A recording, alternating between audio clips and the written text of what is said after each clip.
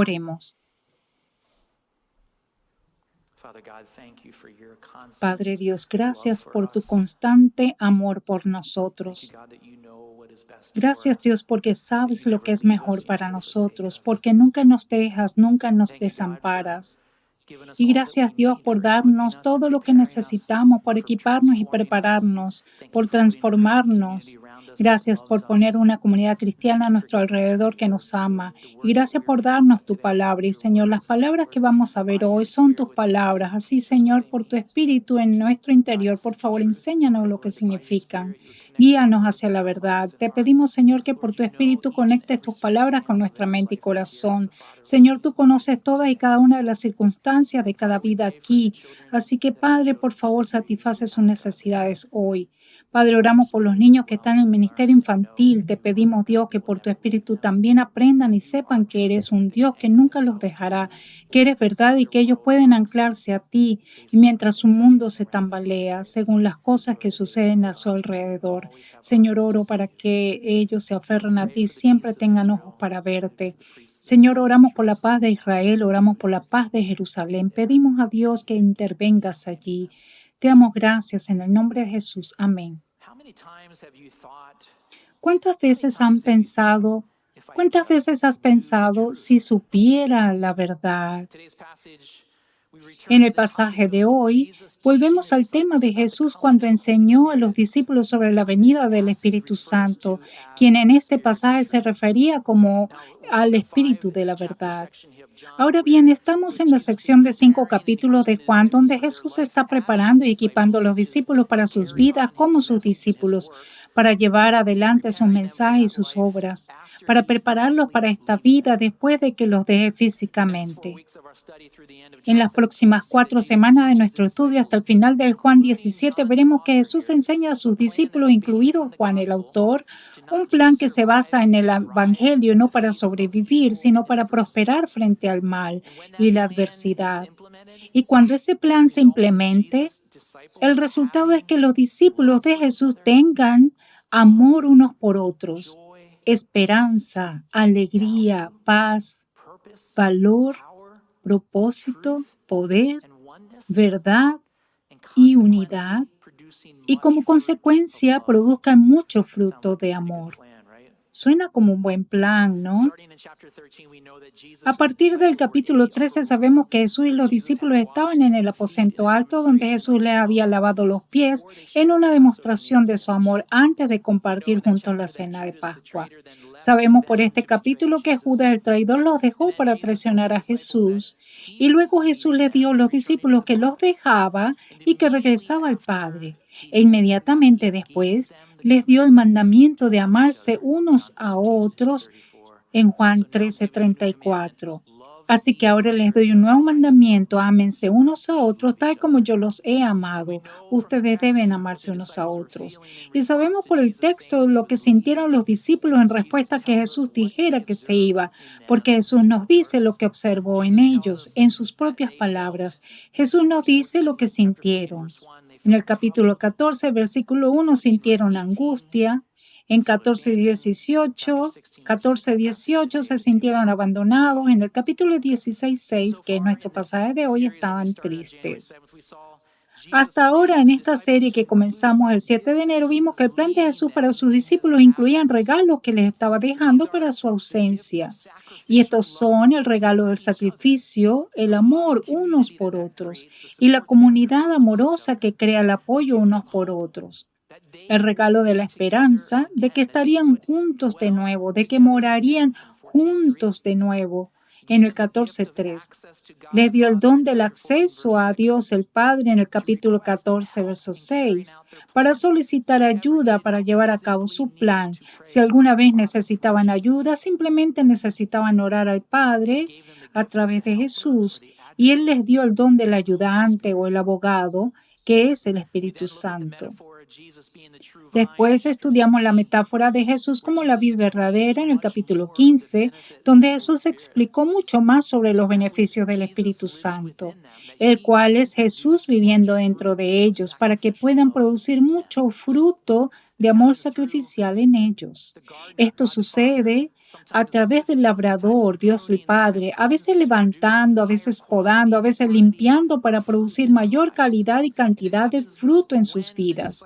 Y sucede cuando los discípulos permanecen en la vid verdadera, cuando moran con Jesús en su amor en ellos.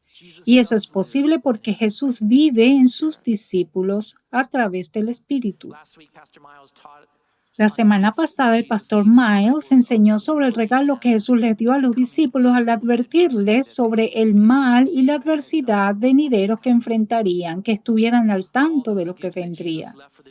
Todos esos dones que Jesús dejó a los discípulos, el amor, la esperanza, el acceso al Padre, el ayudante, que produce mucho fruto a través de la poda y la permanencia, todo eso sucede a pesar de que el gobernante del mundo envía maldad y adversidad contra los discípulos de Jesús. Vimos en el pasaje de la semana pasada cuál sería el mal. Jesús les dijo a los discípulos que serían tratados como Él fue tratado, que serían odiados, versículo 18, que serían perseguidos, versículo 20, que serían rechazados, versículo 21, expulsados y asesinados, capítulo 16, versículo 2. Imagínense ser un discípulo y escuchar esta lista, ¿cierto? Es interesante que Jesús no incluyó esas palabras cuando estaba reclutando a los discípulos, ¿verdad? Creo que dijo algo sobre la pesca, ¿no? Esa es una palabra cálida y confusa para mí, pescar.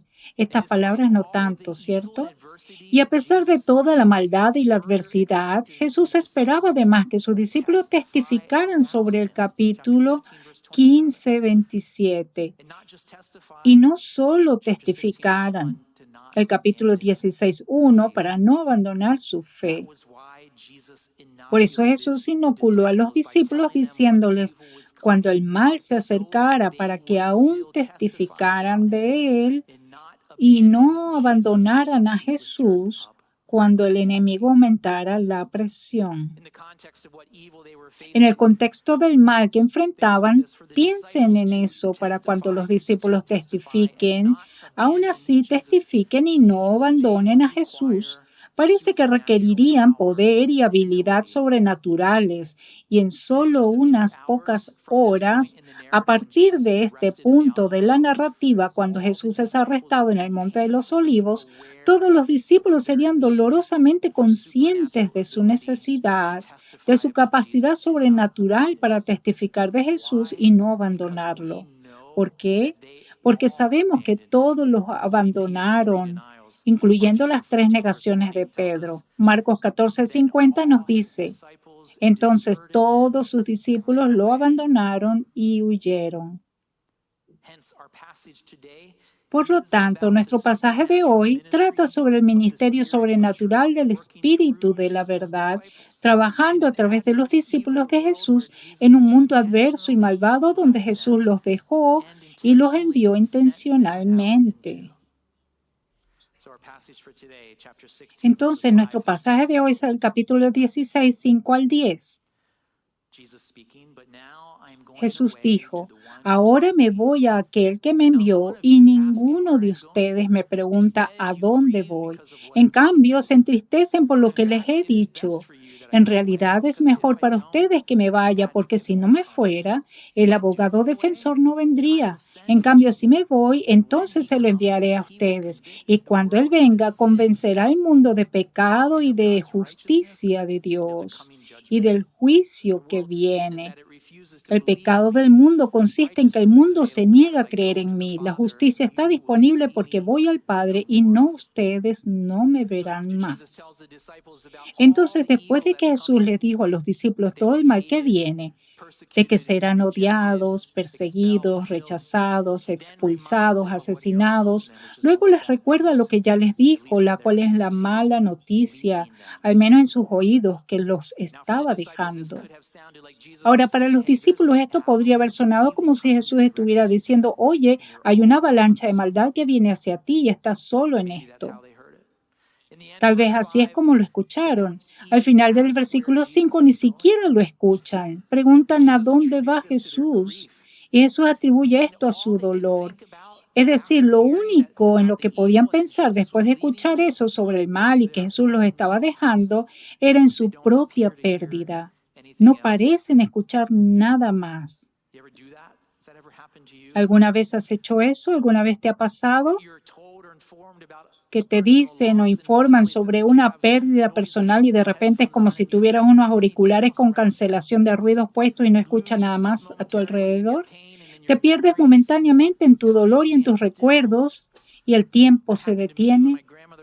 Eso me pasó cuando mi abuela falleció en el 2019. Así me imagino a los discípulos escuchando lo que Jesús les dijo. Estaban todos en su pequeña burbuja de pena. Es bueno que Juan, inspirado por el Espíritu, haya podido grabar esta conversación más tarde, porque lo que Jesús les dice es lo que tú y yo también necesitamos escuchar de Jesús. En el versículo 5 comienza con la palabra pero, lo que indica que Jesús les va a enseñar fue una respuesta a lo dicho en el verso anterior. El versículo 4 dice, 16:4, no les mencionó antes porque todavía iba a estar un tiempo más con ustedes.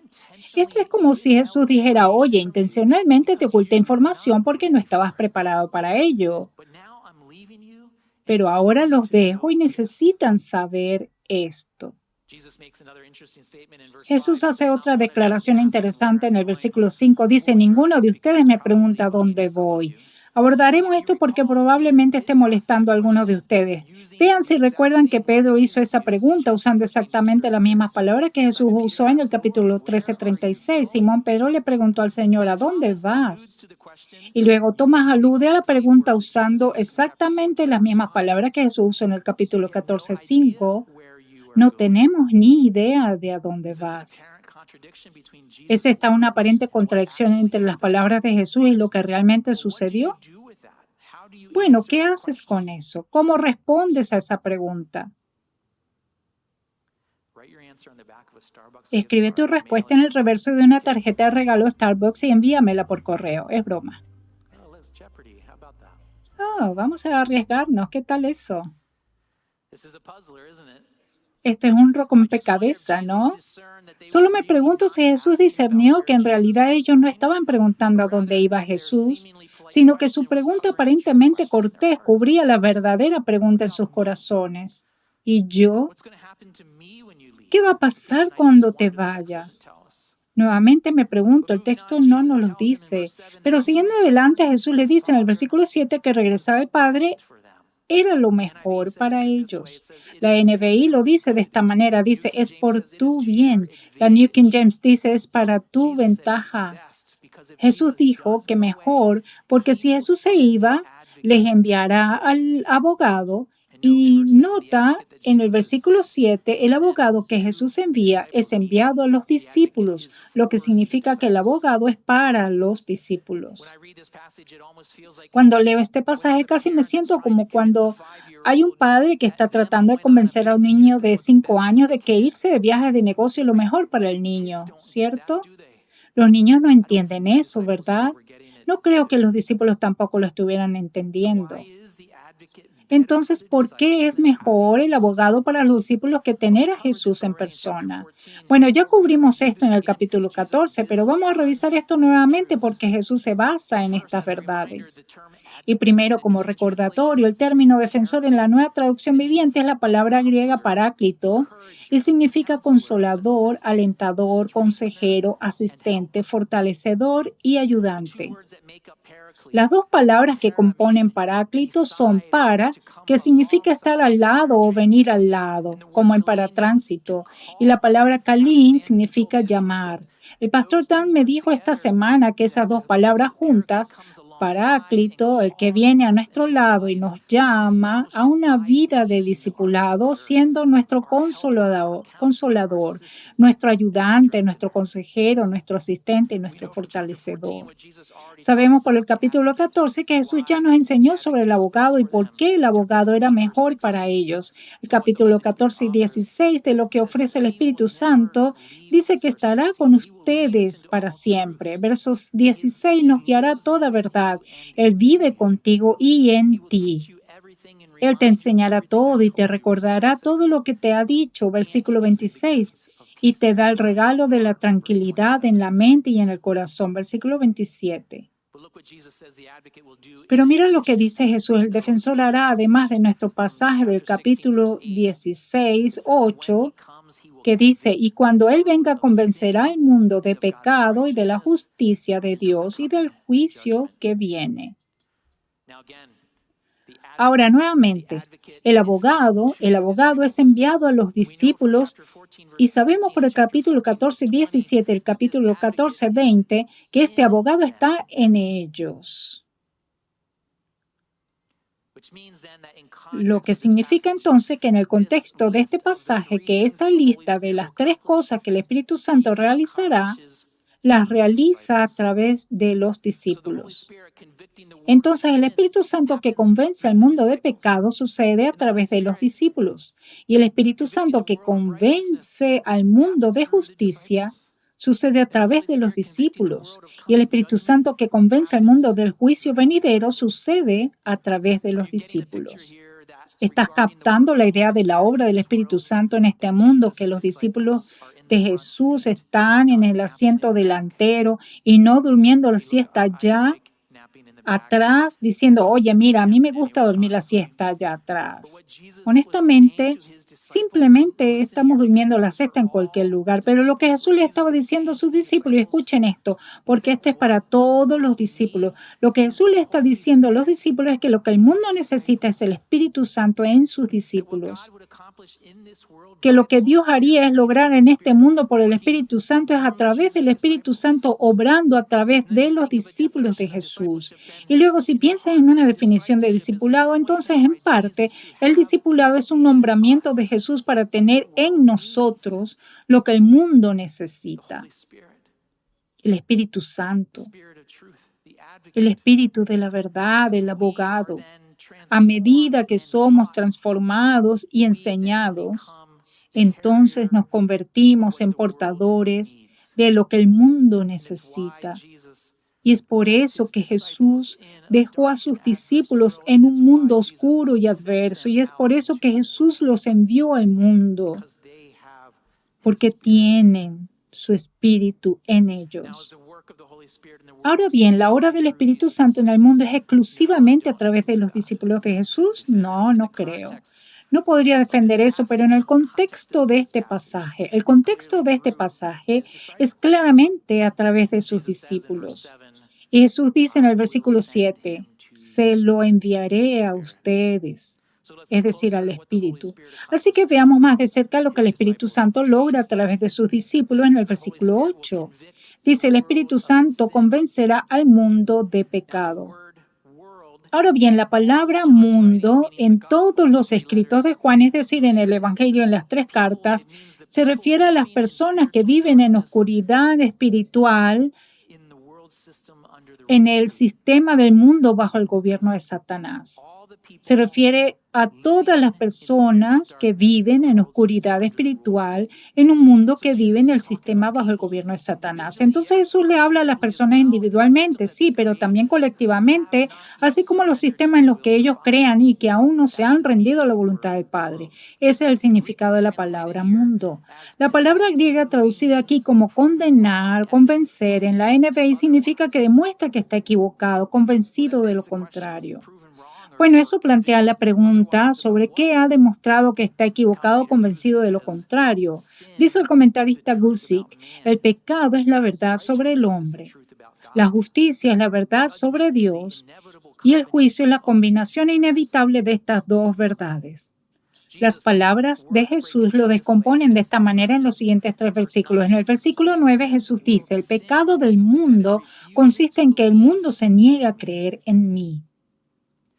Esto se relaciona con algunos temas diferentes de este libro. Sabemos por Juan 20:31 que el propósito de los escritos de Juan es este. Dice, pero estas se escribieron para que ustedes sigan creyendo que Jesús es el Mesías, el Hijo de Dios, y para que al creer en Él tengan vida por el poder de su nombre.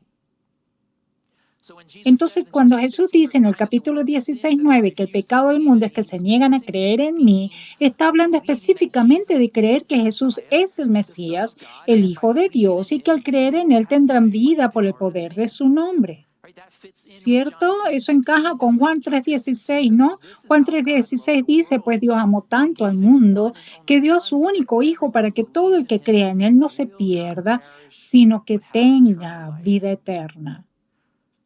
Entonces, por lo que la gente del mundo bajo el gobierno de Satanás será juzgada es por esto, negarse a creer en Jesús. Y la condena y convencimiento de que trae el Espíritu Santo que Jesús es quien dice ser, el Hijo de Dios, el Mesías, el Salvador.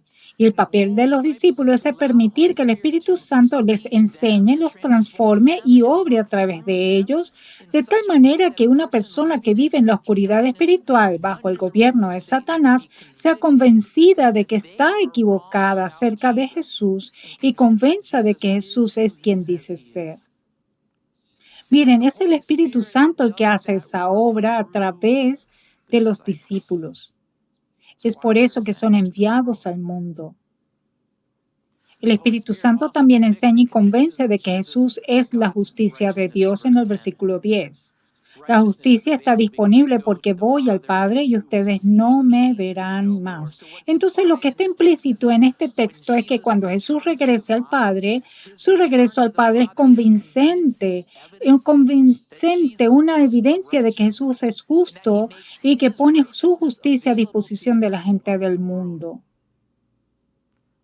¿Por qué el regreso de Jesús al Padre es evidencia de la justicia de Jesús?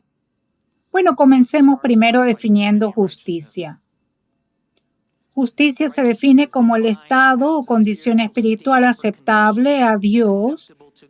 El estado o condición espiritual aceptable a Dios. A veces la justicia se simplifica a justo a los ojos de Dios. Entonces, ¿quién determina cuál es el estado o condición espiritual aceptable? Bueno, Dios, el Padre, es su vara de medir. Él establece las reglas, se basa en su carácter. Entonces, cuando Dios dice en Romanos 3:10, nadie es justo, ni siquiera uno, eso significa que ninguna persona en todo el mundo tiene el estado espiritual que sea aceptable a Dios. Miren, Dios levanta la vara de medir y luego mira a toda la gente del mundo y dice, no, ninguno. Todos fallan en el blanco. Lo que lleva a la pregunta desesperada, entonces, ¿cómo se puede ser aceptable a Dios? Ahora síganme con esto aquí. Jesús es el Hijo de Dios. Demostró que era justo cuando se levantó de la tumba y regresó al Padre. Y en la cruz, Jesús, como el Cordero de sacrificio perfecto de Dios, sin pecado, cuando derramó su vida, su sangre pagó por los pecados de toda la gente injusta del mundo. Cuando eso pasó, entonces Jesús muerto fue puesto en el sepulcro donde al tercer día el Espíritu de Dios lo resucitó. Y luego, poco tiempo después, como dice en Romanos capítulo 1:4, quedó demostrado que era el Hijo de Dios cuando fue resucitado de los muertos mediante el poder del Espíritu Santo. Él es Jesucristo nuestro Señor. Y después de eso, sabemos que volvió al Padre. Miren, este es el acto mismo de regresar al Padre que Jesús les ha estado diciendo a los discípulos que sucedería en nuestro pasaje de hoy.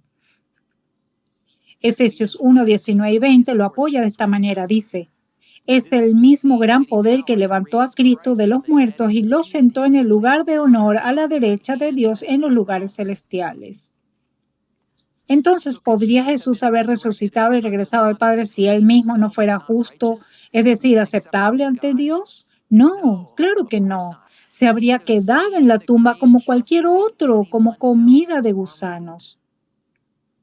Pero porque Jesús es justo, el Padre lo aceptó, lo acogió. Y ahora vemos en estos versículos donde Jesús en Romanos 8:34 dice, entonces, ¿quién nos condenará? Nadie, porque Cristo Jesús murió por nosotros y resucitó por nosotros y está sentado en el lugar de honor a la derecha de Dios e intercede por nosotros. Marcos 14:62 dice, Jesús dijo, yo soy, y ustedes verán al Hijo del Hombre sentado en el lugar de poder, a la derecha de Dios y viniendo en las nubes del cielo.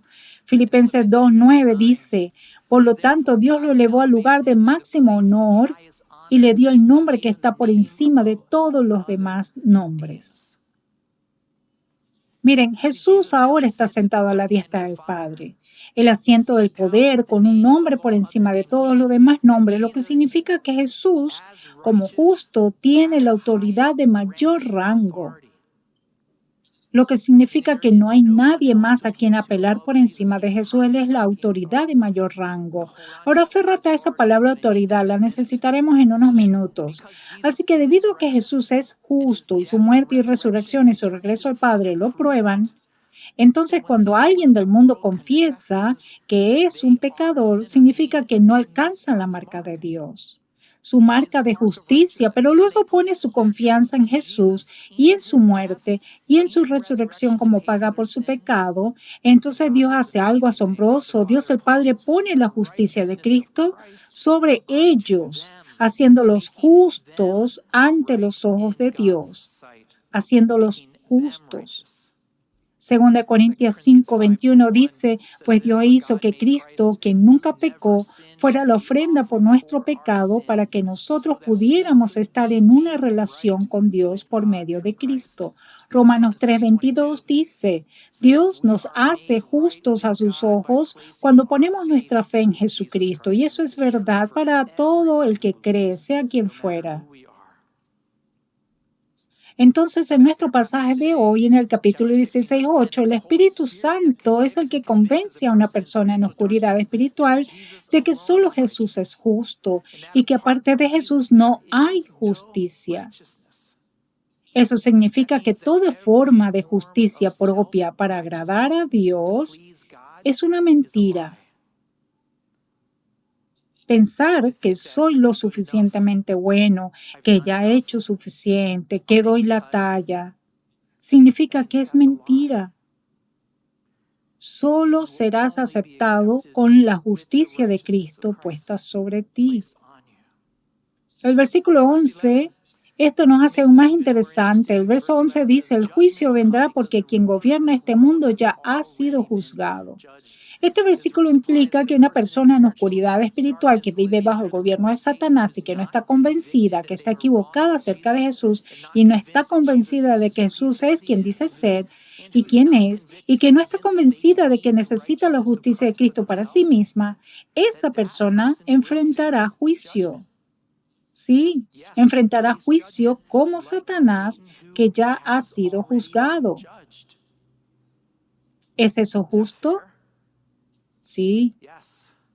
En este contexto, en ese texto, ¿no aprendimos ya la semana pasada el principio de que los discípulos deben esperar ser tratados como su maestro? Si uno no es discípulo de Jesús, entonces es discípulo del gobernante de este mundo, lo reconozca o no, y por lo tanto será tratado como se trata a su maestro. Y como gobernante del mundo, Satanás ya ha sido juzgado por su rebelión, igual a aquellos que se niegan a creer en Jesús. Marcos 16:16 dice, el que crea y sea bautizado será salvo, pero el que niegue a creer será condenado. Pero mientras alguien todavía tenga aliento, mientras alguien todavía esté vivo ahora, es el Espíritu Santo quien trabaja con y a través de los discípulos de Jesús quien convencerá a la gente de pecado, de justicia y de juicio. Ahora, para entender los versículos siguientes, permítanme darle algo de contexto nuevamente. Jesús y los discípulos probablemente estaban caminando desde el aposento alto en Jerusalén, en el monte Sión, en la alta Jerusalén. Probablemente estén caminando sobre o cerca del monte del templo hasta el valle del Cedrón, antes de entrar al monte de los olivos. Si pueden poner la siguiente diapositiva. Ahí pueden ver lo que se cree que es el aposento alto, el cual estaba en algún lugar de la Alta Jerusalén, en el monte Sión, y el monte Sión es más alto que el monte del templo, por lo que tomaron el puente de piedra a través del monte del templo o el camino a lo largo del valle del Cedrón y luego bajaron hacia el huerto del Getsemaní. En mi mente así es como me lo imagino. Me imagino que están caminando y hablando, tal vez deteniéndose aquí y allá para discutir o deteniéndose mucho. Y Jesús acaba de descargar mucha verdad sobre ellos al prepararlos y equiparlos para que sean sus discípulos, y sumando a toda esa verdad está su dolor. Recuerden esto, esta conversación comenzó después de que Jesús lavó los pies de los discípulos en el aposento alto, y esta conversación todavía continúa y los discípulos se sienten preocupados, es decir, muy angustiados, sintiendo abandono, como si Jesús los fuera a dejar, y ellos se sienten con pena de que los deje. Si yo fuera un discípulo en aquel entonces y escuchara todo lo que Jesús acaba de decir, yo también estaría abrumado. ¿Y tú? Sé que algunos de ustedes están pensando, ¿a qué te refieres con entonces? Estoy abrumado ahora. Bueno, probablemente esa es la razón por la que Jesús hace la declaración que hace en el versículo 12. El versículo 12 dice, me queda mucho más que quisiera decirles, pero en este momento no pueden soportarlo. Me imagino las expresiones de los discípulos y su lenguaje corporal y sus ojos que le dicen a Jesús, para, ya no puedo absorber más. Y Jesús, que ama entrañablemente a sus discípulos, está pensando, pero hay mucho más que necesitan saber. Verán, los discípulos están llenos hasta los huesos de la verdad. Además de su dolor, no pueden comer ni un bocado más de verdad, aunque sea demasiado delgado. Imagínenlos como una esponja humanizada. Una esponja humanizada absorberá mucho. Puedes verterle mucha agua, pero en algún momento, si sigues vertiendo agua, saturarás demasiado la esponja y luego se escurrirá. Los discípulos son esponjas que se saturan y van dejando charcos a cada paso que dan con Jesús hacia el huerto de Getsemaní. Esto es un dilema, ¿no? Los discípulos necesitan aprender lo que Jesús tiene que decir para prepararlos y equiparlos para ser discípulos de Jesús en el mundo malvado y oscuro en el que los estaba dejando y a los que estaba enviando para que pudieran continuar su misión, pero están luchando por absorberlo. Entonces, ¿cuál es la solución aquí? Bueno, el Espíritu de verdad en ellos es la solución. El versículo 13 dice, cuando venga el Espíritu de verdad, Él los guiará a toda la verdad. Él no hablará por su propia cuenta, sino que les dirá lo que ha oído y les contará lo que sucederá en el futuro. Hay mucho en una sola declaración. Recuerden que Jesús ya nos ha dicho cuándo vendrá el Espíritu de la verdad. Vendrá después de que Jesús se vaya y regrese al Padre. Jesús describe al Espíritu Santo como el Espíritu de la verdad porque es el Espíritu de Jesús y Jesús es la verdad.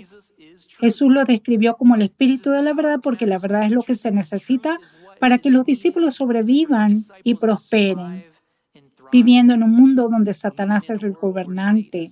Si no hay un espíritu de la verdad en ellos, los discípulos serán engañados y Jesús será abandonado y su obra no prosperará. Jesús luego nos dice lo que hace el Espíritu de la verdad. Dice que los guiará a toda la verdad. Me encantan las imágenes del Espíritu Santo guiando a la verdad. En mi primer viaje a Israel a veces me costaba mucho encontrar el sentido a lo que era, a lo que estaba viendo. Estábamos de gira en diferentes lugares y no reconocía lo que estaba frente a mí porque solo había leído las escrituras. Era mi imaginación versus lo que realmente estaba viendo. Así que estaba confundido y no estaba seguro de lo que estaba pasando. Pero tenemos un gran guía turista, Ronnie Simón, que estuvo aquí el jueves pasado. Aquí hay una foto de él. Y al igual que esta foto, está parado en la cima del Monte Carmelo enseñando. Lo que hay detrás de él, ese es el Valle de Gesel. Habría sabido qué era sin que él me lo hubiera señalado, ¿verdad? Pero él fue nuestro guía, ¿cierto? Él nos estaba guiando gentil y pacientemente por todo Israel, contándonos lo que estábamos viendo, enseñándonos lo que sería útil para nosotros saber sobre la historia y geografía de Israel, respondiendo pacientemente a todas nuestras preguntas. Miren, él fue nuestro guía para aprender. Por cierto, todavía tenemos cupo para nuestro recorrido en diciembre de 2024. Si quieren ir, la información se dará al final. Bueno, ¿podrías preguntar qué autoridad tiene Ronnie para ser un guía de quien aprender? Bueno, para ser guía en Israel se requiere un título de 4 años y uno tiene que pasar una prueba de licencia realizada por el Ministerio de Turismo y tiene que renovar su licencia cada 2 años y debe haber completado la educación continua requerida. Además de eso, específicamente Ronnie es un historiador respetado que ha publicado varios libros. Miren, estas cosas le dan autoridad para ser guía en Israel. Bien, ¿y qué autoridad tiene el Espíritu de la verdad para ser guía de los discípulos de Jesús? La autoridad que tiene el Espíritu de la verdad de ser un guía hacia la verdad, nos dice Jesús en el versículo 13. Él dice, Él no hablará por su propia cuenta, sino que les dirá lo que ha oído. Lo que ha oído. Trataremos el contenido de lo que el Espíritu Santo escuchó en un minuto, pero primero veamos cuál es la fuente de lo que escucha. Dice el versículo 14, capítulo 16, dice, me glorificará porque les contará todo lo que reciba de mí. Significa que Jesús le dice al Espíritu Santo que enseñar. El Espíritu de la verdad enseña lo que ha recibido de Jesús. Solo eso.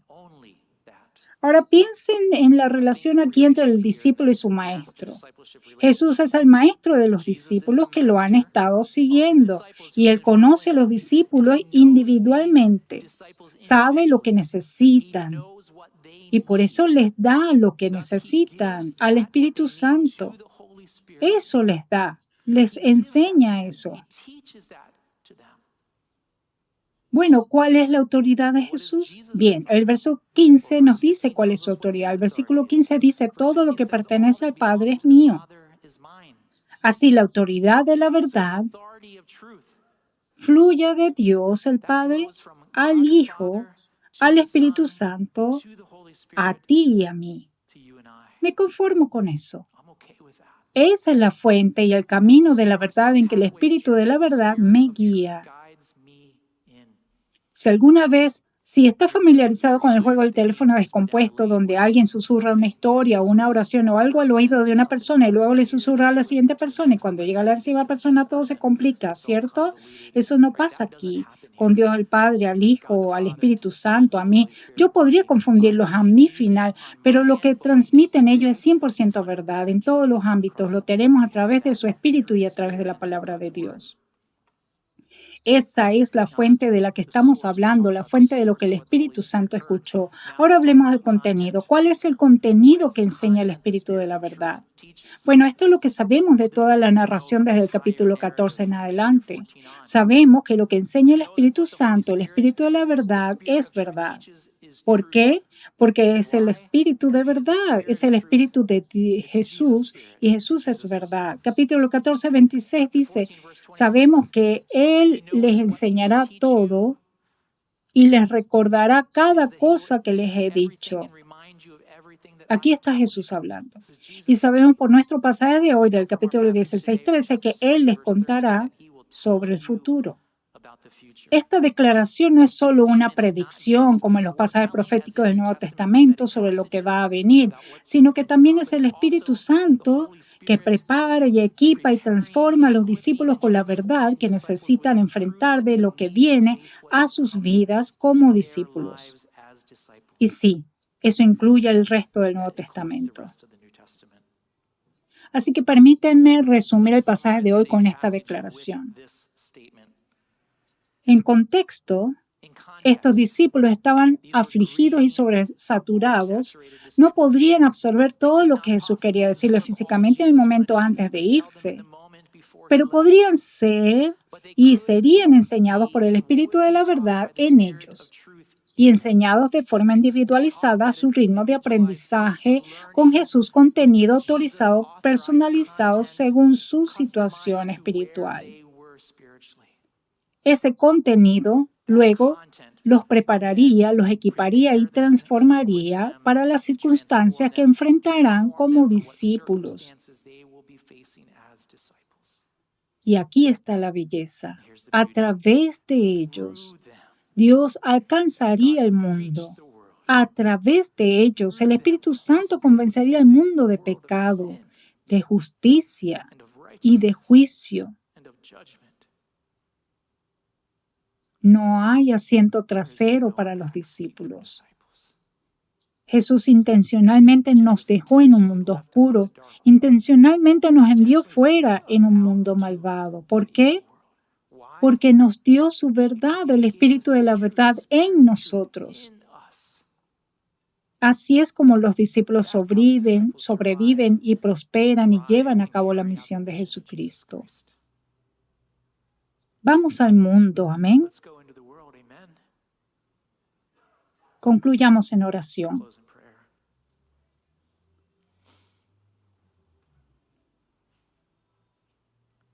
Si tú no crees que Jesús es quien dice ser, que es el Hijo de Dios, que es el Mesías, que es el Salvador, entonces te animo a que tomes esto muy en serio. Este pasaje dice que serás condenado, pero Jesús quiere que creas en quién es Él y envió al Espíritu para convencerte de eso, que Él es el Salvador y que puede ser tu Salvador. Si estás convencido de que Él sí lo es, simplemente te animo hoy, ahora mismo, a confesar que eres un pecador, es decir, que no alcanzas el objetivo de la justicia, que necesitas la justicia de Jesús sobre ti para ser salvo y que invitas a Jesús a ser tu Salvador y a confiar en Él. Padre Dios, tú nos has dado estas palabras, Señor, son tus palabras que querías que tuviéramos para que pudiéramos estar preparados, equipados y transformados para ser tus discípulos en este mundo oscuro. Entonces, Padre, por favor, trabaja a través de nosotros. Continúa tu trabajo en nosotros y que tengamos el coraje de estar en el mundo donde intencionalmente nos dejaste. Te lo pido en el nombre de Jesús. Amén.